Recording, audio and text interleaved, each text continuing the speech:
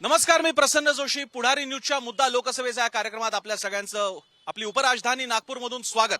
आता जी समय तुम्ही माझ्या मागे बघितली ही एक अवॉर्ड विनिंग आणि रेकॉर्ड विनिंग अशा प्रकारची समय आहे, कारण ही इतकी उंच समय तुम्हाला भारतभरात कुठेही बघायला मिळणार नाही. याला रेकॉर्ड सुद्धा झालेलं आहे याच्या नावानं, आणि अशाच प्रकारचं रेकॉर्ड इथे नागपूरमध्ये विविध नागपूरकरांनी वेळोवेळी घडवलेली आहेत आणि नाव सुद्धा केलेलं आहे. सध्याचे विद्यमान खासदार नितीन गडकरी हे भारतभरामध्ये हायवे मॅन म्हणून ओळखले जातात. ते हायवे मॅन जे भारतभरात प्रसिद्ध आहेत ते नागपूरमध्ये कशा प्रकारचा प्रतिसाद मिळवतील. काँग्रेस की जिला विलास मुत्तेमवारांच्या नंतर फक्त पराभव बघितलेला आहे, ती काँग्रेस की जिचा इकडे एकेकाळी एकदम वर्चष्मा होता, हक्काची सीट होती नागपूर, ती ते परत मिळवतील का.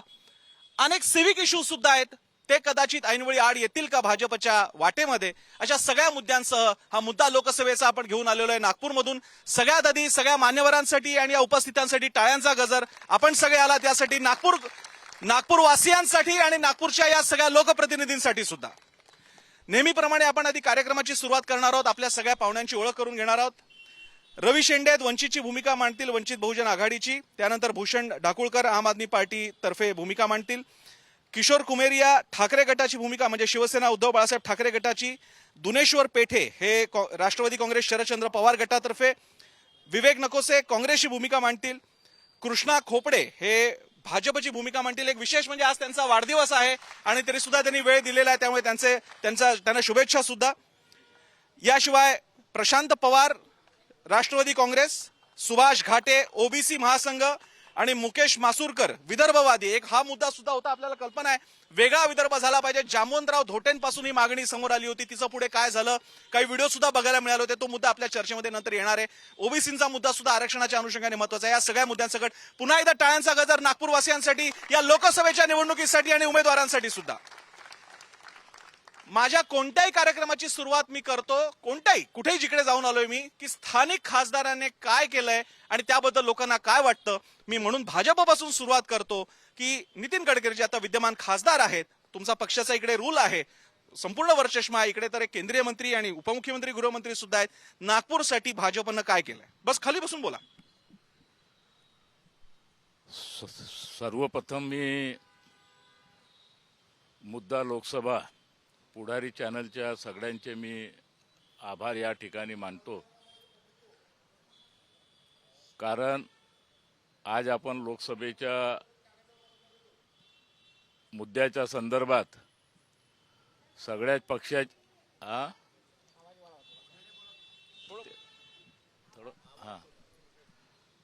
आज आपण नागपूरच्या मुद्दा लोकसभेच्या संदर्भात सगळ्याच पक्षाचे नेते मंडळी या ठिकाणी बोलवली आहे. सगळ्या पक्षाचे प्रमुख या ठिकाणी उपस्थित आहे. नागपूर शहर आपण सांगितल्याप्रमाणे खरं आहे की नागपूर शहर देश आझाद झाला. दादा माझा स्पेसिफिक प्रश्न आहे की या गेल्या 10 वर्षात तुमच्या खासदारांनी भाजपनं नागपूरसाठी काय केलं, मला एक 2, 3, 5 कामं सांगा. जेव्हापासून 2014 मध्ये महाराष्ट्रात सरकार आली आणि नागपूरचे खासदार म्हणून गडकरी साहेब केंद्रामध्ये मंत्री झाले, तर आपण या 10 वर्षामध्ये पाहिलं असेल संपूर्ण नागपूर शहराच्या विकासाच्या माध्यमातून चित्र बदललं आहे. अनेक मोठ्या प्रमाणात अनेक प्रकारचे प्रोजेक्ट या नागपूर शहरामध्ये आले. कधी कोणी विचार नव्हता केला या नागपूर शहरामध्ये मेट्रो लवकर आली आणि लवकर धावू लागली. अनेक प्रकारचे ओव्हरब्रिज या नागपूर शहरामध्ये झाले. आउटर भागातले अनेक फार मोठ्या प्रमाणात मुद्दे सोडवलेले आहे. आपण विकासाच्या माध्यमातून जे आज मुद्दा हा लोकसभा घेतला आहे, आणि मी निश्चित स्वरूपात आपल्याला सांगतो का या 10 वर्षामध्ये इतक्या मोठ्या प्रमाणात आम्ही डेव्हलपमेंटचे कामं आमच्या नेतृत्वाने नागपूर शहरामध्ये केले. जे काँग्रेसवाल्यांनी 2014 पर्यंत आपल्याला काही नागपूर शहर पहिले कसा होता आणि आज कसा होता याची तुलना आज देशामध्ये होत आहे. नागपूर शहर हे देशातलं नंबर 1 शहर मानलं जात आहे विकासाच्या माध्यमातून. आणि म्हणून या चॅनलच्या माध्यमातून मी आपल्याला स्पष्टपणे सांगतो का हे येणारी लोकसभेची हे जे 2024ची निवडणूक आहे भारतीय जनता. माझा आता लोकांना प्रश्न आहे, त्यांनी आता कदाचित ऐकायला आलं नसेल तर मिहानचा प्रोजेक्ट असेल, मेट्रोचा प्रकल्प असेल, आउटर साईडचे इश्यूज असतील, सिव्हिक इश्यू असतील आणि नागपूर हे देशातलं नंबर 1 शहर झालेलं आहे असं आता भाजपच्या मान्यवरांनी म्हटलेलं आहे. हा दावा मान्य आहे का? हा दावा मान्य आहे का? अजिबात नाही. आज जेव्हाचं सरकार आलेलं आहे लोकांना बेरोजगारी, मेट्रोची काय गरज होती? बेरोजगारी. लवकर बोला. नागपुरामध्ये ज्या प्रकारचा विकास झालेला आहे, बेरोजगारी वाढलेली आहे, अनेक ठिकाणी धुळीचं साम्राज्य आहे आणि रस्ते चालायला कठीण आहे, जागोजागी हा त्रास होतोय, त्याचं काय? सर, आता मान्यवर आमदारांनी हे सांगितलं की इथे रस्त्याचा विकास झालेला आहे, त्यानंतर मेट्रो आलेली आहे आणि मिहानचा विकास झालेला आहे. मी त्यांना विचारतो आहे की जर इथे रोड बनलेले आहे, आता 12वीची परीक्षा सुरू झालेली होती, रोडचे काम सुरू असताना प्रत्येक पालकांना विद्यार्थ्यांना त्याचा त्रास झाला, त्याचं उत्तर ते देणार काय? त्याच्यानंतर जर मेट्रो इथे आलेली आहे, मेट्रोमध्ये आमच्या समोर बसलेले प्रशांत दादा हे इथल्या स्थानिक युवकांना नोकरी रोजगार मिळावं म्हणून तिथे उपोषणाला बसलेले होते. आज जरी ते त्यांच्या बाजूला बसले असेल तरी माझं त्यांनाही सुद्धा हा प्रश्न आहे. एवढंच नाही तर मिहानमध्ये या मुद्द्यांबद्दल भाजपला उत्तर द्यायचंय. जे आक्षेप व्यक्त केले, कोणाला भाजपला उत्तर द्यायचंय?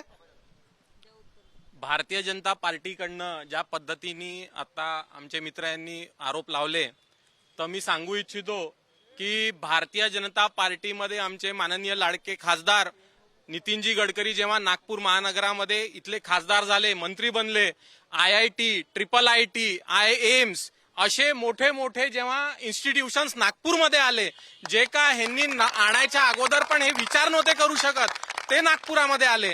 इथल्या विद्यार्थ्यांच्या भवितव्याकरता त्यांनी सेल्फ लर्न अँड अर्नची कन्सेप्ट आणली. इथल्या विद्यार्थ्याला इथे जेव्हा डेव्हलपमेंटचे कामं होतात तर इथल्या लोकांना रोजगार मिळतो. त्या पद्धतीने जेव्हा यांनी विचारच नाही केले तर यांच्या विचारावरती आम्ही काय म्हणावं? याला कोण उत्तर देईल? एक सेकंड. मला आता या मान्यवरांकडे जाण्यापूर्वी एक प्रतिक्रिया घेतोय मी. सर, बीजेपी वाले भारतीय जनता पक्षाने जे म्हटलेलं आहे की आम्ही रोड बनवले, मेट्रो बनवले, 24/7 पब्लिक कुठे असते? ती स्लम एरियामध्ये राहते. विकास पाहायचा आहे तर स्लम एरियातला बघा. निश्चितच सरांनी म्हटलं की नागपूर नंबर 1 आहे. हो, मी त्यांच्या गोष्टीला ऍग्री आहे. खरंच महानगरपालिकेच्या शाळा बंद करून नागपूर नंबर 1 आहे. त्याच्यानंतर सरकारी दवाखाने फक्त 10,000 बेड नागपुरात उरलेले आहे. त्यामुळे हॉस्पिटल सगळ्यात भंडारधार करण्यामध्ये नागपूर नंबर 1 आहे. मी आता एक राऊंड मी इथल्या लोकांचा घेतल्यानंतर आता या मान्यवरांकडे जाणार आहे. तुम्ही सगळ्यांचे आरोप प्रतिआरोप बघितलेले आहेत. वंचित कशा प्रकारे याकडे बघताय? वंचितची भूमिका अशी आहे की ह्या नागपूर शहरामध्ये वंचितची भूमिका अशी आहे की हे नागपूर आणि महाराष्ट्र फुले शाहू आंबेडकर विचारधारेचं राज्य आहे. यामध्ये एखादा ओबीसी किंवा अदर कास्टच्या अदर कम्युनिटीच्या का निवडून येऊ नये? आम्ही इथली परिस्थिती बघितली, कार्गो हब बघितला, मिहान बघितला, अनेक रोजगार देण्याचे आश्वासन देण्यात आले, परंतु आज कार्गोची परिस्थिती का अजून सुरू झाला नाही. आम आदमी पार्टी नागपुरामध्ये इथे यांनी कार्गो हब आणलं म्हणते. कार्गो हब गेलं कारण टेक्नॉलॉजी चेंज झाली. डायरेक्ट एरोप्लेन दुबईवरनं सिंगापूरला जात आहे. त्याच्यानंतर आता म्हणते की IT कंपनीज इथे येणार म्हणते. आता परत टेक्नॉलॉजिकल चेंज झालंय, AI येत आहे, जास्ती रोजगार येणार नाहीये म्हणतंय. दादांनी आता सांगितलं की एम्स आणल्या, IIT आणल्या, इन्स्टिट्यूशन्स आणल्या, बाकीच्या गोष्टी झाल्या, मेट्रो पहिल्यांदा आणली. माझं मूलभूत इन्फ्रास्ट्रक्चर काय आहे? प्रायमरी हेल्थ केअरची काय परिस्थिती आहे? अर्बन पब्लिक जे PSCs आहे त्यांची काय परिस्थिती आहे? सेंट्रल गव्हर्नमेंटची स्कीम आहे, त्याच्यामध्ये 51 PSCs इथे नागपूरसाठी सँक्शन झाल्या होत्या. ते त्यांनी त्या कुठे गेले? ठीक आहे, मी विचारतो. सगळ्यात मोठे नागपूर शहरामध्ये जे राहतात ते सामान्य जनता आणि त्यांना मूलभूत सुविधा आणि पाणी भेटलं पाहिजे, हे सगळ्यात महत्वाचं आहे. परंतु आज नागपूर शहरामध्ये 24 तास पाणी जे द्यायचं म्हटलं होतं ते 24 तास पाणी आजही संपूर्ण नागपूर शहरात मिळत नाही. त्यानंतर जे या ठिकाणी सिमेंट सगळे रस्ते ज्या ठिकाणी बनत आहे ते प्रॉपर प्लॅनिंगनी आणि प्रॉपर त्याचा मॅनेजमेंटनी हे कुठेही होत नाही. अनेक ठिकाणी वेस्ट वॉटर नाही आणि रोजगाराचा जो विषय आहे ते या ठिकाणी मिहानची सुरुवात झाली, रोजगाराची सुरुवात झाली म्हणतात, परंतु ते आज बाहेर जात आहे. येस. माननीय आमदारांनी जे सांगितलं, इथे भाजपचा नेहमीचाच हे आहे की खोटं बोला पण रेटून बोला. तुम्ही इतिहास काळा, तुम्ही नेटवर सर्च करा, हा मिहान कोणी आणला. माननीय हल्लीचे जे खासदार आहेत त्यावेळेसचे विरोधी पक्षात होते, त्यावेळेस ते संपूर्ण विदर्भामध्ये जाऊन मिहानची काय दशा आहे ते दाखवायला तेच खासदार गेले. म्हणजे हा मिहान कोणी आणला हे तुम्ही बघा. मेट्रो माननीय 2014च्या पूर्वीचे जे खासदार होते विलासजी मुत्तेमवार, त्यांनी प्रिन्सिपली सँक्शन त्यांनी आणलं. नागपूर शहर खूप अतिशय चांगलं रोड रस्त्यांनी चांगलं झालं असं मान्य असेल तर गोरगरिबांना विचारा त्यांना काय हवं आहे. त्यांना मेट्रो हवी आहे का त्यांना जे जे जे ट्रान्सपोर्टेशन आहे. काँग्रेसची भूमिका करून मी भाजपकडे चाललो. सर्वप्रथम कृष्णा खोपडेजी आज उपस्थित आहेत, त्यांना जन्मदिवसाच्या शुभेच्छा. जे मुद्दे आदरणीय खोपडे साहेबांनी मांडलेले आहेत, मिहानची स्थापना काँग्रेस पक्षातर्फे करण्यात आलेली होती. त्यानंतर मेट्रोची स्थापनेचा जो पहिला पाऊल होता तो काँग्रेस पक्षाने ठेवलेला होता. आणि हे खोटं बोला आणि रेटून बोला हे चालणार नाही आहे. आणि खोटं बोलून राहिले आहेत आणि रेटून बोलून राहिलेले आहेत.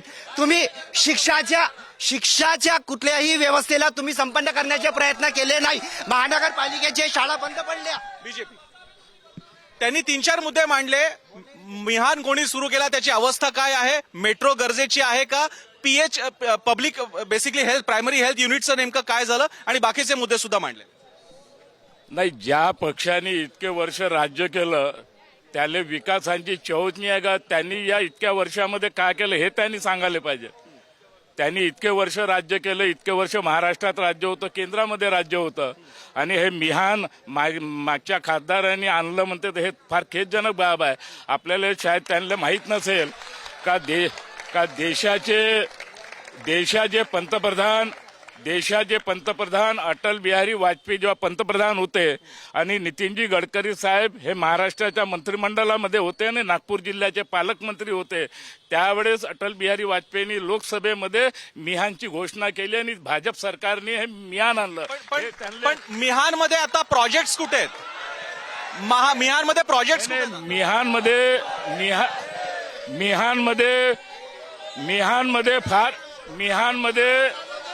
मिहानमध्ये फार मोठ्या प्रमाणात प्रोजेक्ट आले आहे.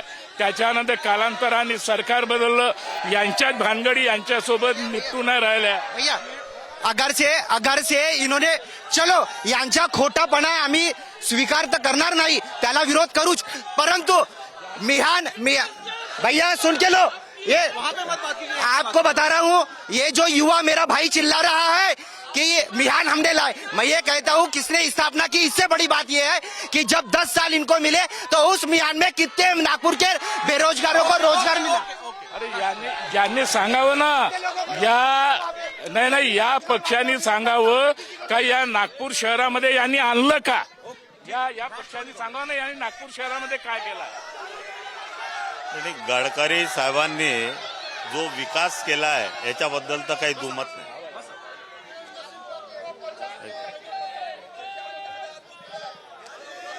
मला एक राष्ट्रवादी काँग्रेसला प्रश्न आहे की हेच एकेकाळी मेट्रोला विरोध करायचा, आता त्यांची भूमिका काय?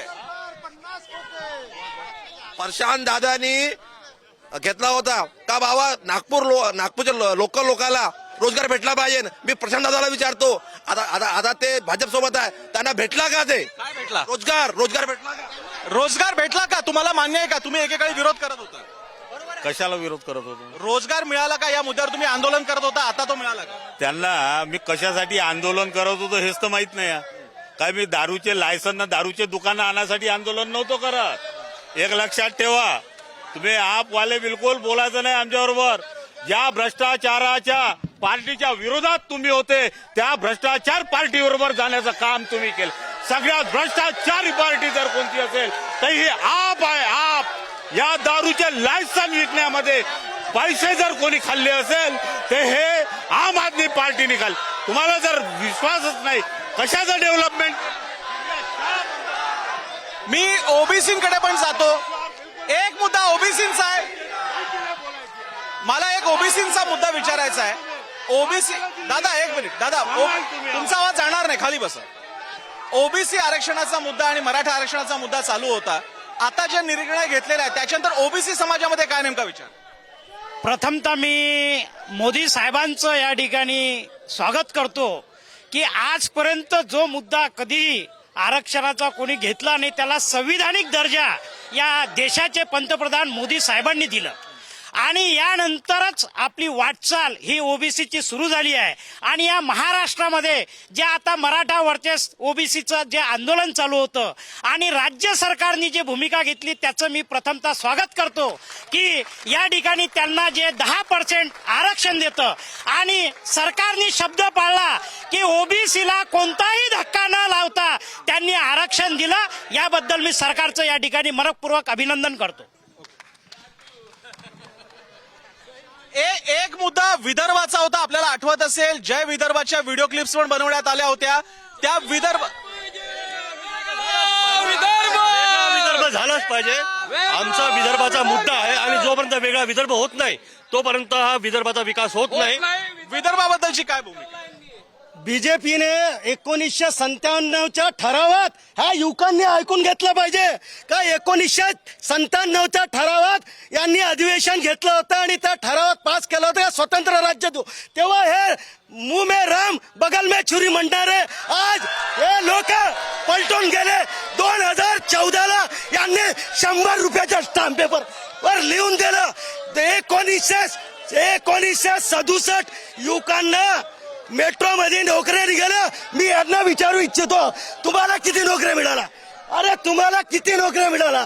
फक्त 178 तरुणांना रोज. मी मिळाल्याबद्दल प्रश्न विचारला. 17 डिसेंबरला यांचं उद्घाटन होतं. मला तडीपार केलं गडकरी साहेबांनी. कारण तिथं विचारतो वेगळ्या विदर्भाचं काय झालं? एक मिनिट. वेगळ्या विदर्भाचं काय झालं? अरे विचारतोय वेगळ्या विदर्भाचं काय झालं? बोला. भाजप वेगळ्या विदर्भावरती ज्या पद्धतीने आता चर्चा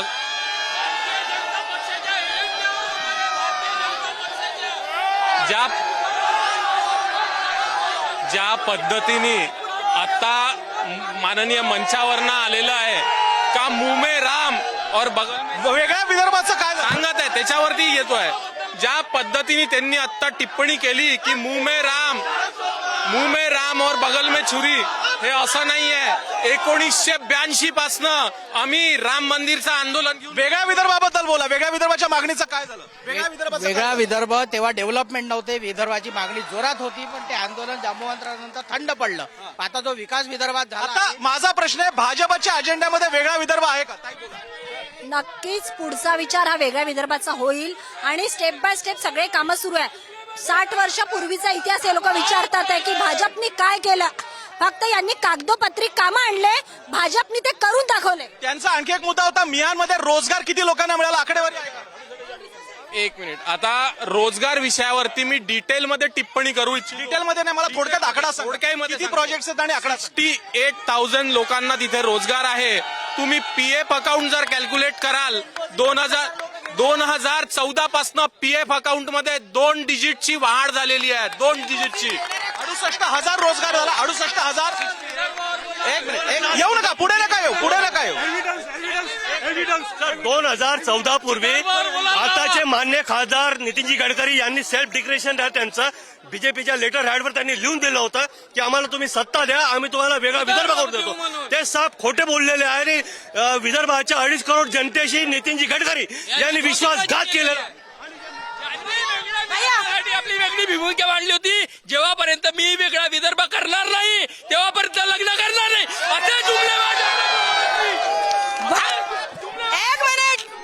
भाजप सरकार जेव्हाच या देशामध्ये आलं. एक मिनिट. मला विदर्भाबद्दल सांगा, मिहानबद्दल सांगा. जनरल मुद्दे नाही पाहिजे. ठीक आहे. मिहान बद्दल आणि विदर्भाबद्दल कुठलाही रोजगार या भाजप सरकारने दिला नाही आणि जे लोक पैसे घेतात देतात त्यांना घेऊन राहिले. आता ईडी कुठे गेली? ईडी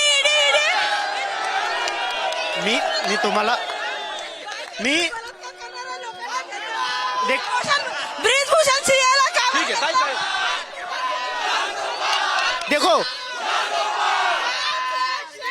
गडकरी साहब ने बोला था कि 1 लाख लोकांना रोजगार मिहान मध्ये दिलेला आहे, पण आज जर सत्य परिस्थिती पाहिली तर त्याची संख्या 20,000 पेक्षा जाणार.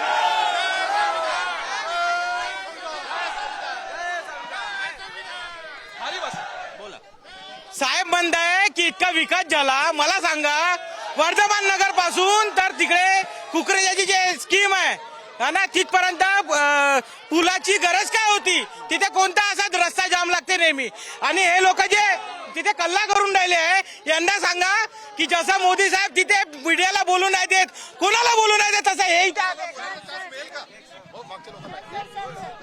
मला हे म्हणायचं आहे, थांबा जरा थांबा. खोपडेजींनी आणखी होमवर्क करायची गरज आहे. गडकरीजी प्रत्यक्ष अप्रत्यक्ष 20 ते 25 वर्षांपासून सत्तेमध्ये आहे.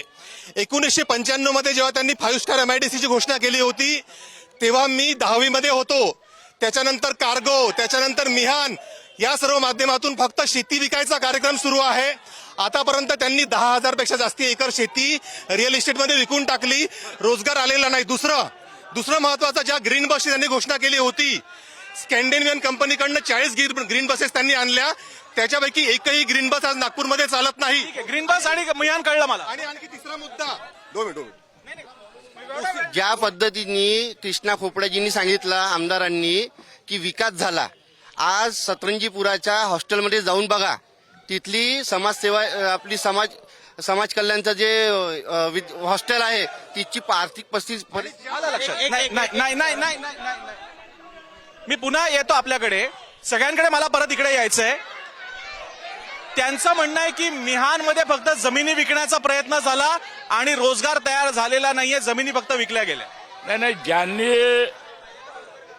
ज्यांनी कधी कामच केलं नाही तर ते हेच म्हणणार आहे जिंदगीभर. आपण पाहत आहोत ना, आम आदमी पार्टीची दिल्लीमध्ये सरकार आहे ना, का धिंगाणे चालू आहे. त्यांचे जेलमध्ये अनेक नेते जेलमध्ये गेले आहे, हे तुम्हाला स्पष्ट दिसते.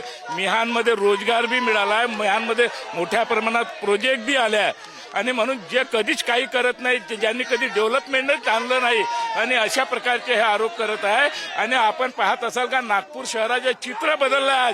चारी दिशेने तुम्ही कुठेही जा, फार मोठ्या प्रमाणात प्रोजेक्ट त्यांना आले. विचारतो, नागपूर शहराचं चित्र बदललं असं म्हणताय. मी चुकत नसेल तर आपण मेट्रो प्रोजेक्टला विरोध करत होता, आता तुमची भूमिका काय? नाही, नागपूरचा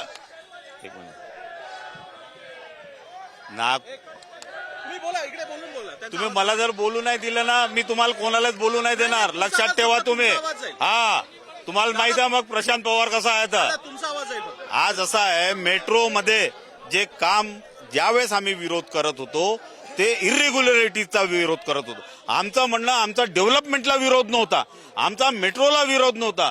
पण मेट्रोमध्ये काही ऑफिसर लोक ज्या पद्धतीनं काही फंडिंगचं इकडे तिकडे करत होते, त्याला आमचा विरोध होता. आमचा फ्लायओव्हरला विरोध नाही, आमचा सिमेंट रोडला विरोध. नागपूरचा चांगला विकास झालेला आहे, त्या 100% चांगला झाला. आणि मिहानचं मी सांगतो, आज भले कृष्णा भाऊन सांगितलं असेल, या लोकांनी मिहानमध्ये किती लोक जाऊन आले विचारा नाही यांना तर ते टोल पास करून गेले नसतील. ज्या मिहानमध्ये आतमध्ये ECZ आहे, त्या ECZचा अर्थ काय हे यांना विचारा. ठीक आहे. मिहानबद्दल, रोजगाराबद्दल आणि विकासाबद्दलचे त्यांचे मुद्दे मान्य. मिहानमध्ये रोजगार 10,000चं वर्तन आहे. गडकरींनी 17 डिसेंबरला जेव्हा पूर्व नागपूरच्या इथे उद्घाटन झालं होतं KDK कॉलेज जवळ, तेव्हा त्यांनी 1 लाख रोजगार निर्माण झाले आहे म्हणे.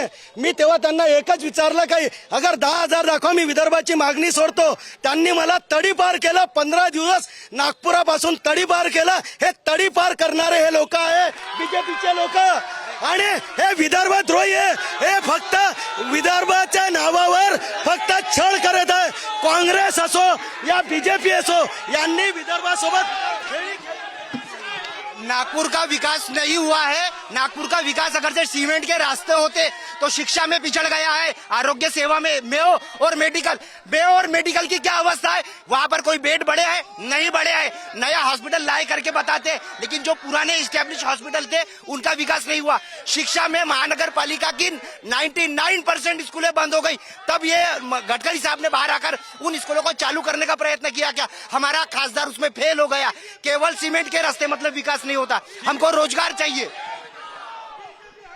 त्यांनी आता जे सगळे आकडे सांगितले, मिहान असेल, सिव्हिक इश्यू असेल, मेट्रो असेल, आणि बाकीच्या मुद्दे असतील याच्याबद्दल तुमची काय भूमिका? यांनी जे मुद्दे मी तुम्हाला आधीच म्हटलं की हे खोटं बोला पण रेटून बोला. मला सांगा हे जेवढे हे युवक आहेत हे युवक बोलून राहिले तिथे की लर्न अँड अर्न. यांना विचारा की यांना कामधंदे आहे का? नारे लावल्याशिवाय यांच्याकडे का कामधंदे आहे? यांच्याकडे कुठलेच कामधंदे. आज नागपूर शहरामध्ये बघा मागच्या वर्षी आता 4 महिन्याच्या पूर्वी जेव्हा पाऊस झाला पूर्ण नागपूर तुंबलं. हे कोणामुळे झालं? आज कोण आहे? आज सांगा वर्षात 70 वर्षामध्ये ज्या पद्धतीनं आज बजेट मांडलं जाते 70 वर्षामध्ये जेवढा बजेट नाही ह्या वर्षात तेवढा बजेट आहे. आज तुम्ही डेव्हलपमेंट करून आला. डेव्हलपमेंटची परिभाषा काय? तुम्हाला जिथं गरज नाही त्या ठिकाणी तुम्ही फुलं बांधता. या नागपूर शहरामध्ये जो रोजगाराचा विषय आहे, या नागपूर शहरातले लोक पुण्यामध्ये आणि विदेशात जात आहेत, रोजगार नाही आहे. मिहानमध्ये किलोमीटर ते किलोमीटर पूर्ण सगळे प्रोजेक्ट्स थांबले आहे. सगळ्या MIDC आजूबाजूच्या सगळ्या सीख बसले आहे. आणि मला फक्त एवढं विचारायचं आहे की इथलं ब्रेन ड्रेन का बरं होत आहे? पुन्हा एकंदरीत आजच्या देशामध्ये जे वातावरण आहे ते मनुवादी व्यवस्थेच्या विरोधात आहे. इथला ओबीसी वर्ग आणि संपूर्ण विरोधी पक्ष जागलेला आहे आणि या मनुवाद्यांना पराभूत करण्यासाठी आज सर्व समाजाचे लोक एकत्र येऊन संघर्ष. मला एक मुद्दा घ्यायचा आहे. एक मिनिट, पहिला बीजेपीकडे जातोय मी. एक मुद्दा जो सगळे मांडत होते तिकडून तो म्हणजे नागपूरचं पूर सिटी का झाली, इतकं पाणी इतकं का तुंबतं, याबद्दल काय म्हणायचं? एक तर हा पाऊस इतका अवकाळी आला, हा कोणाला काही सांगून नाही आला. जे काही इन्फ्रास्ट्रक्चर डेव्हलप झालं होतं त्याच्यापेक्षा अतिवृष्टी जास्त झालेली आहे. त्याच्यानंतर जे काही अतिवृष्टी झाल्यानंतर नागपूर शहराचे महापौर असतील, खासदार असतील, DCM साहेब असतील, हे प्रत्येक घरोघरी गल्ली गल्लीत जाऊन त्यांच्या समस्या जाणून घेतल्या. इन्फ्रास्ट्रक्चर नाही, जास्तीचा पाऊस कारणीभूत. जास्तीचा पाऊस कारणीभूत. जास्तीचा पावसाचा प्रश्न नाही. जेव्हा कोणाची सरकार आली 60 वर्ष 2014 पहिले जे नागपूरचे रस्ते होते हेच कळत नव्हतं. रस्त्यात नागपूर आहे का नागपूरमध्ये रस्ते आहे, खड्डे इतके होते. आता आम्ही ते बुजवून त्याला लेव्हलिंग मध्ये करून सगळ्या पाणी का इकडे साचतंय? पावसामुळे का इन्फ्रास्ट्रक्चर? विकासाच्या नावावर नागपूरचा विनाश करण्याचं काम माननीय इथले खासदार नितीनजी गडकरी यांनी केलेलं आहे. रस्ते प्लॅनिंगने बांधलेले नाही. आज पावसाळ्यामध्ये बघा रोड वर झाल्यामुळे पाऊस लोकांच्या घरात जातो, दुकानामध्ये जातो, त्यामुळे इथली जनता त्रस्त झालेली आहे. आणि विकास एकदम मागे जातो. एक सेकंड. जे पाणी नागपूर शहरामध्ये आलं याला कारणीभूत भाजप आहे. जर भाजपचे पुलं आणि रस्ते जो कॅचचा अहवाल झाला जो जर सत्य आहे, जर 5% जरी सत्य आहे तर त्याच्यावर शोध झाला तर पाहिजे. सर माझा मुद्दा आहे, आमचे खासदार नागपूरचे, मुख्यमंत्री नागपूरचे होते 15 वर्षापासून भाजपची सरकार आहे, उपमुख्यमंत्री भाजपचे आहे आता, तरी नागपुरामध्ये क्राईम रेट वाढत आहे वुमेन्सच्या अगेन्स्ट. ओके नाही एक पुन्हा वेगळं. आणखी कोणी आहेत का इकडे? ये 10 साल में जो इन लोगों ने किया है, 10 साल में जनता जान गई है कि मैं हिंदू हूँ, मैं मुसलमान हूँ, ये सिख है, ये ईसाई है. इन लोगों ने आपस में लड़ाकर खुद का फायदा करने का काम किया है. एक बार EVM हटा दो फिर सरकार किसकी आती है देखा जाएगा. मोदी अमित शाह इन लोगों का आप रिज्यूमे देखेंगे तो फला स्टेट में दंगे कराए हैं, फला स्टेट में आपस में लड़ाए हैं और अपना भला करे. अगर से ईडी का डर ना होता तो आज जो अजीत दादा है वो हमारे साथ बैठे रहते. अजीत दादा और ये प्रशांत पवार जी जो है ईडी के डर के वजह से अजीत पवार जी बीजेपी के साथ ऐसा बात कर रहे हो. उनको त्यांना ईडीचा अर्थच नाही माहित ना. ईडीचा त्यांना 70,000 करोडचं जे मोदीजींनी म्हटलं, त्यांनी ते अँटी करप्शन मध्ये जो रिझल्ट आहे तो रिझल्ट तरी माहित आहे का? ते व्हॅल्युएशन जे आहे ते 70,000 करोडचं झालं. ईडीचा नाही याचा काही संबंध नाही. दुसरं असं का हे जे करप्शनचे चार्जेस वारंवार लावतात, आता त्या संजय राऊतचं काय हे आहे, जो गद्दाराच्या मतांवर जर निवडून आलेला गद्दार संजय राऊत आहे तर त्याचा जर स्वाभिमान असेल तर त्यांनी ताबडतोब राजीनामा द्यायला पाहिजे. गद्दार म्हणतो ना तर त्यांनी ताबडतोब राजीनामा. महाराष्ट्र ये भावना प्रधान प्रदेश है और यहाँ की संस्कृति नागपुर में झलकती है। इन्होंने शिंदे सरकार बनाने के लिए बाला साहब की शिवसेना तोड़े, इन्होंने राष्ट्रवादी को अपने साथ लेने के लिए ईडी का डर दिखाए, नहीं तो ये विचारधारा पर चलने वाली पार्टियां थी, इन्होंने उनको तोड़ने के लिए ईडी का डर दिखाए। अन्यथा ऐसा कोई कारण नहीं था कि ये लोग इन लोगों को अपने साथ सम्मिलित कर पाते और अजीत दादा उप मुख्यमंत्री बनते और शिंदे को भी अपने साथ ले पाते। ईडी का गैर इस्तेमाल के बारे में बात करें आप। ईडी का क्या है पहले बताओ ना, ईडी का क्या है, ईडी का क्या है पहले ये तो पूछो उनको। उसको 70,000 करोड़ का हिसाब विचारा, पहले 70,000 करोड़ का आचार संहिता जिस दिन लग जाएंगी आप देख लेना, इनसे डरे हुए जो लोग हैं वो सब लोग पीले पीछे जाइए, सबके पास आऊंगा, पीछे जाइए, सबके लिए चेयर रखे। जिस दिन अशोक चव्हाणांचा आदर्श आहे या महाराष्ट्रापुढं की ज्या प्रकारे ईडीचा वापर करून ते लोक स्वतः भारतीय जनता पार्टीमध्ये हे लोक सामील करून घेत आहे आणि यांचं म्हणणं काय आहे की जे पण त्यांचा विरोध करेल ते त्यांच्या विरोधात काय ते ईडी आणि सीबीआय। बघा, तुम्ही ज्या विषयावर तुम्ही हा प्रोग्राम घेतला त्या विषयावर तुम्ही बोला, आम्हाला बोलायला खूप आहे। एक माझी इथे हल्लीचे सत्ताधारी मंत्री धमक्या देतात की तुम्ही इथं लढा नको तिथं लढा नको, अशा परिस्थिती आहे। मला ते बोलायचं नाही आहे, मला बोलायचं शहराच्या विषयावर, मला बोलायचा खासदारकीच्या विषयावर। मला जे 15 वर्षापासून इथे कॉर्पोरेशन यांच्या हातामध्ये आहे, आज ते कसे काय पद्धतीने झालं, आज इतक्या अव्यवस्था तिथे झाली, भ्रष्टाचार झालेले आहे, आज त्याच्यामुळे 2 वर्षापासून ते इलेक्शन घेत नाही आहे। तुम्ही शहराचं काय करता, शहराचं वाटोळं केलं, आज महानगरपालिकेच्या शाळा सगळ्या बंद करून टाकल्या, पाणी देत नाही तुम्ही। एक आता एक प्रश्न आहे, सरकारमध्ये जर पूर्ण हिंमत असेल त्यांनी बॅलेट पेपरवर इलेक्शन लावून दाखवावे।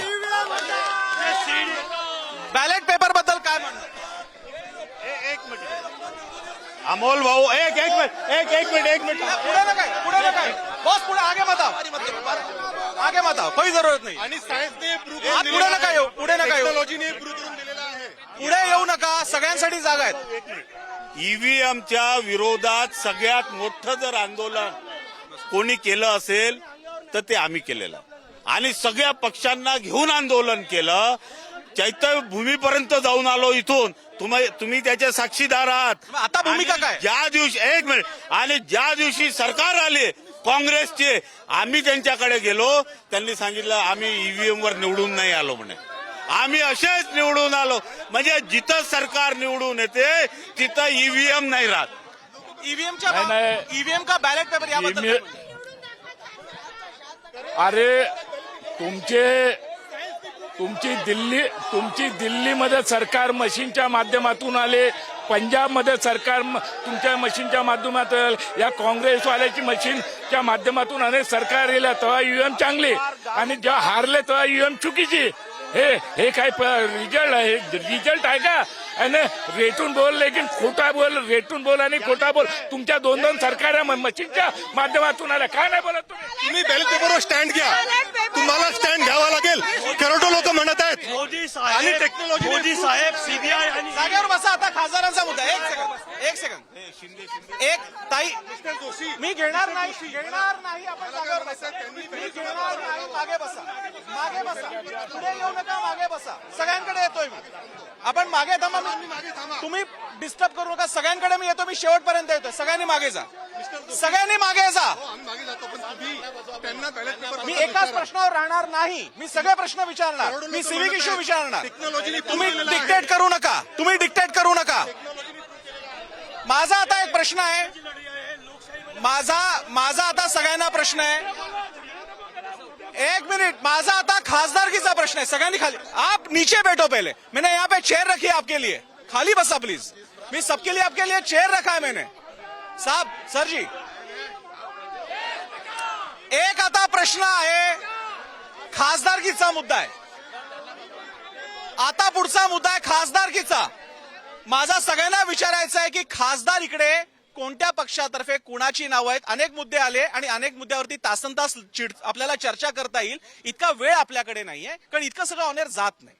त्यामुळे तुमचा एक मुद्दा मी ईव्हीएमचा घेतला, प्रश्न विचारला, दोन्हीकडची मुद्दे आले, तुम्ही पण मांडले, मी सगळीकडे येऊ शकत नाही। माझा शेवटचा आता चर्चेचा मुद्दा आहे की इकडे खासदारकीसाठी कोण कोण चर्चेत आहे, मनातला खासदार कोण आहे? एक मिनिट, आप बीच में मत आइए भैया, ऐसा मत बताओ, आपके पास भी आ रहा हूं। माझा एक मिनिट, सबके पास आ रहा हूं मैं. भाजपमध्ये एक मिनिट भैया सुन लो. भाजपमध्ये नितीन गडकरींना आताच्या नमो मेळाव्यात असं का बोलावं लागलं की कुणाच्या मेहरबानीने आम्ही निवडून येत नाही, असं का बोलावं लागलं? नाही, नितीन गडकरी साहेब हे लोकसभेचे कॅन्डिडेट आहे, लोकसभेचे कॅन्डिडेट घोषित होणार आहे. यांनी सांगावं का यांच्या आपवाले आहे, ठाकरे गटाचे आहे, तुमचे पवार साहेबाचे आहे, काँग्रेसवाले आहे, यांच्या तर उमेदवार यांनी सांगावा. आम्ही तर खुल्या रूपाने सांगतो का नितीनजी गडकरी हे आमचे उमेदवार आहे आणि लोकसभेमध्ये पूर्ण रेकॉर्ड तोडून ते निवडून येणार आहे. यांनी सांगावं ना आपला एखादा उमेदवार. यांच्यापाशी उमेदवार आहे का? यांचे सांगा ना यांनी. गडकरी साहेब 4 लाख मतांनी निवडून येतील. काँग्रेस जवळ उमेदवारच नाहीये ना. त्यांनी सांगितलं जो 32 करोड खर्च करेल, 32 करोड तोच इथे उभा राहू शकतो. एकही कोण म्हणाला? असं कोण म्हणाला? असं काँग्रेस म्हटले. कोण नेता कोण म्हणाला? आता हे कालची मीटिंग चालू होती टिळक भवन मध्ये, तिथे काँग्रेसच्या नेत्यांनी सांगितलं ज्याच्याजवळ 32 करोड रुपये असतील तो नागपूरचा खासदार आहे. बताइए. ऐसा कुछ भी नहीं है. देश के 195 लोगों की यादी डिक्लेयर हुई, तब इनको गडकरी साहब का नाम नहीं दिखा. ये लोग डरे, ये लोग देश में होने वाले माहौल से डरे हैं. नागपुर के माहौल को देखकर ये डर गए हैं. इनको लग रहा है कि इनका कैंडिडेट नितिन गडकरी भी चुन के नहीं आ सकता, इसलिए नितिन गडकरी का नाम अनाउंस करने के लिए भी डर रहे हैं. इनके पास में ही कैंडिडेट नहीं है. हमारे पास तो 50 साल से कम उम्र के लोग, हमारे युवा लोग लड़ने के लिए तैयार है. क्या नाम है? मुझे कांग्रेस का नाम बताइए. 2, 3, 4 नाम. अनेक लोगों ने टिकट 2 या 4 नाम बताइए. अनेक लोगों ने टिकट 2 या 4 नाम बता रहा हूं मैं आपको. हमारे तरफ से बंटी शेड़के ने टिकट मांगी है, नितिन कुंभलकर जी ने टिकट मांगी है, विशाल मुत्तेमवार जी इस रेस में हो सकते हैं. अनेक ऐसे नाम है जिस पर पार्टी निर्णय लेंगी और नितिन गडकरी जी ये हार सकते हैं, ये उनको पता है, इसलिए उनका नाम अनाउंस नहीं. ये आमदार साहब जो बोल रहे हैं, ये आमदार साहब का उनका बोलना है कि वो नितिन गडकरी ये हमारे को बताइए कि रोड मैन है, इंफ्रा मैन है, वो पहले 5 में भी नहीं है क्या? जिस देश की जनता 20% जनता पूरी उमेदवारी बद्दल बोला. कोणाचा उमेदवार आहे, काय आहे तुमचं काय म्हणणं? मी सांगतो ना, इथे काँग्रेसचा उमेदवार राहणार आहे, बहुमताने येईल. त्याचं कारणच आहे उमेदवार कोण? उमेदवार अजून भाजपचाही नाही ठरला, काँग्रेसचाही नाही ठरला. परंतु तुम्ही जेव्हा महाविकास आघाडीची जेव्हा बोलाची इकडली वेळ येते तेव्हा तुम्ही कमी देत आहे. माझं फक्त एवढं म्हणणं आहे की सगळ्या लोकांची इच्छा आहे की ईव्हीएम हे बॅलेट पेपरवर निवडणुका व्हायला पाहिजे, तर ते बॅलेट पेपरवर निवडणुका व्हायला पाहिजे, ईव्हीएमवर नको, अशी या ठिकाणी मागणी आहे. आपच्या तर्फे कोण आहे इकडे निवड लोकसभा? हे बघा, लोकसभेसाठी आतापर्यंत कोणाचाच उमेदवार ठरला नाहीये, म्हणून तो प्रश्न सध्या तरी गौण आहे, कोण असायला पाहिजे. आघाडीच्या इंडिया आघाडी सोबत त्यांच्यासाठी थांबणार का? तुमचा तयार आहे? नाही, आमचे तर तयारच राहतील आणि जेव्हा वेळ येईल ते पण आम्ही डिक्लेअर करू. पण सध्या आम्ही इंडिया आघाडीत आहोत आणि आम्हाला फक्त प्रश्न असा आहे की भाई बहुत होई महंगाई की मार, अब की बार मोदी सरकार म्हणणारी जी सरकार आहे त्याला आम्हाला पडवायचं आहे. उमेदवार कोणी असो. वंचितची काय भूमिका असणार आहे? इंडिया आघाडीत अजूनही महाविकास आघाडीतल्या समावेशाचं काय माहित नाहीये. स्वतः बाळासाहेब आंबेडकरांनी अकोल्याची जागा डिक्लेअर केली आहे. नागपूरची काय स्थिती आहे? आम्ही या महाराष्ट्रात बऱ्याच जागा लढवणार आहोत, परंतु या नागपूर शहरामध्ये 5 लाख बौद्ध आणि 5 लाख ओबीसी असे 10 लाख हे वर्गाचे लोक आहेत. याच्यामधून नवीन खासदार या वंचितची नावं आहेत, उमेदवार आहेत. उमेदवार अजून तय झाले नाही, परंतु नाव डिक्लेअर व्हायचे आहे. 5 लाख बौद्ध आणि उमेदवारांची 1-2 नावं अप्लिकेशन आले हा ना. मी 3 नावं आमचे झाले आहेत डिक्लेअर, वर्धा, सांगली आणि अकोल्याचे, बाकी व्हायचे आहेत. हमारा कैंडिडेट अभी तक इसलिए फाइनल नहीं हुआ क्योंकि हमने भी सुना है गडकरी जी की टिकट कटने वाली है, तो हम यही मन से, पुढारी के मन से गडकरी जी को ऑफर करते हैं कि आप कांग्रेस में आइए. सर, आता एक म्हणणं आहे की 35 लोकांच्या कॅबिनेटमध्ये फक्त एका माणसाचं काम बोलते, ते म्हणजे श्री नितीनजी गडकरी. त्यांना जर एवढा कॉन्फिडन्स होता की गडकरी साहेबांना येणार, तर त्या पहिल्या लिस्टमध्ये नाव काय? मला कॅन्डिडेट बद्दल बोलायचं आहे. एक नागपुर शहर का कांग्रेस का कार्यकर्ता एकदम मजबूत है और कांग्रेस को चुन के लाएगा. इसका जवाब एक सर ये बीजेपी औंधी होने वाली है. देखो खोपड़े साहब खुद दिखा रहे, बीजेपी औंधी होने वाली है नागपूर शहर. कॅन्डिडेट लोकशाहीमध्ये जो आम्हाला शिक्षण, स्वास्थ्य, रोजगार आणि जो वंचित लोकांची बात करेल, जो आम्हाला विदर्भ वेगळा करून देईल, तोच आमचा कॅन्डिडेट असेल. वेगळा विदर्भ जो करून देईल तोच आमचा कॅन्डिडेट राहील येणाऱ्या दिवसात. आम्ही तुम्हाला भरपूर संधी दिली. काय केलं तुम्ही? मिहान प्रोजेक्ट जो आहे तो एक झाला मॅडम, डिस्कस झालं. एक मिनिट, माझ्या खोपडे साहेबांना एक मुद्दा वेगळ्या विदर्भाचा आहे. 2014 साली निवडणूक लढताना भारतीय विदर्भाचा मुद्दा डिस्कस झाला. उमेदवाराच्या बद्दल बोला. आम्ही जो विदर्भाचा एक उमेदवार लढवणार आहोत. ताई या तुम्हाला विदर्भ का वेगळा पाहिजे? जेव्हा भाजपने पण मागणी केली होती. नाही, भाजपची मागणी नाहीये. जेव्हा व्हिडिओ क्लिप पण आहे. जेव्हा या महाराष्ट्रात या देशामध्ये विकास होत आहे तर तुम्हाला विदर्भ वेगळा का पाहिजे? रोजगार, शिक्षण, आरोग्य, महिला सक्षमीकरण या सर्व माध्यमातून लेख लाडकी योजना असो किंवा एसटी प्रवासमध्ये महिलांना 50% प्रवासी योजना असो, आयुष्यमान भारत योजना असो, आरोग्य क्षेत्रामध्ये प्रत्येक क्षेत्रामध्ये इथे नागपूरमध्ये विकास होत आहे. तर आपल्याला विदर्भात का? आता एक मिनिट, नाही आता भाजप नाही, मला आता भाजपला विचारायचंय. माझे 2 प्रश्न आहेत. एक म्हणजे जी चर्चा उद्धव ठाकरेंनी पण म्हटलेलं आहे, पहिल्या यादीत नितीन गडकरींसारख्या ज्येष्ठ नेत्याचं नाव का नाही? आणि दुसरी गोष्ट, नमो मेळाव्यामध्ये भैया आप डिस्टर्ब मत करो. नमो मेळाव्यामध्ये गडकरी असं का म्हणाले की आम्ही कुणाच्या मेहरबानीने निवडून येत नाही? ही कसली मनातली खतखत? पहिली गोष्ट एक, भारतीय जनता पार्टीचा कुठलाही निर्णय उद्धव ठाकरेला विचारून घेण्यात येत नाही. दुसरी गोष्ट, नितीनजींनी हे अशा पद्धतीने नसेल म्हटलं की बा आम्हाला कोणाच्या जबाबदारीवरती नाही किंवा कोणाच्या भरोशावर नाही आहे. नितीनजी का काम बोलता है. नितीनजी कोणाला दारू नाही वाटलं यादीत नाव का नाही? महाराष्ट्राची यादी नव्हती लावली. भारतीय जनता पार्टी महाराष्ट्राची यादी अजून जाहीर झाली. महाराष्ट्राची अजून यादी डिक्लेअर नाही झाली, त्यामुळे नाव नक्की आहे. पार्टी ही कुठल्या परिवारवाद नाही आहे. याच्यात एक पार्लमेंटरी बोर्ड आहे. पार्लमेंटरी बोर्डात प्रदेशानुसार होतं, म्हणून साहेबांचं नाव नाही आहे. रोज विदर्भात 7 आत्महत्या रोज होत आहे आणि आता बेरोजगारांचा आत्महत्याचा सत्र सुरू झाला. मागील 1.5 वर्षात एनसीआरबीच्या रिपोर्टनुसार 1967 शिक्षित तरुणांनी आत्महत्या केल्या. बीजेपी मुद्दा विचारलेला आहे.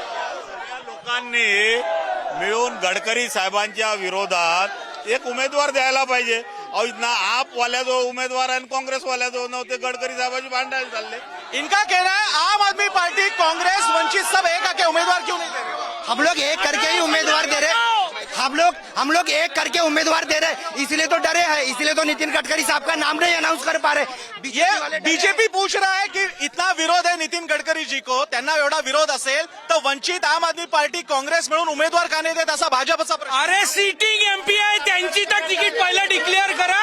सिटिंग एमपीची तिकीट डिक्लेअर करायला अजून गडकरींना डिक्लेअर केलं नाही एवढं आता सिटिंग एमपी खोपडे साहेबांचं उत्तर आहे. हे बघा खोपडे साहेब, आता लोकांना कळलेलं आहे की तुम्ही खोटं बोलता.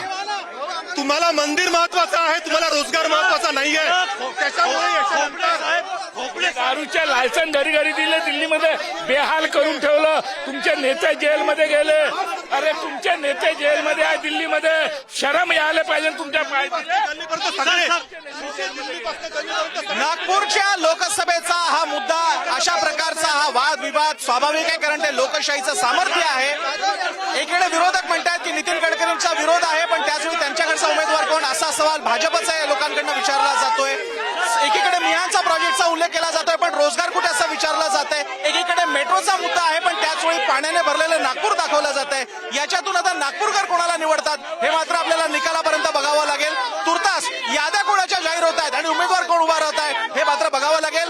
नागपूर नगरीतून, संत्रा नगरीतून आपण या मुद्दा लोकसभेचा मध्ये इथेच थांबतोय. पाहत राहा पुढारी न्यूज.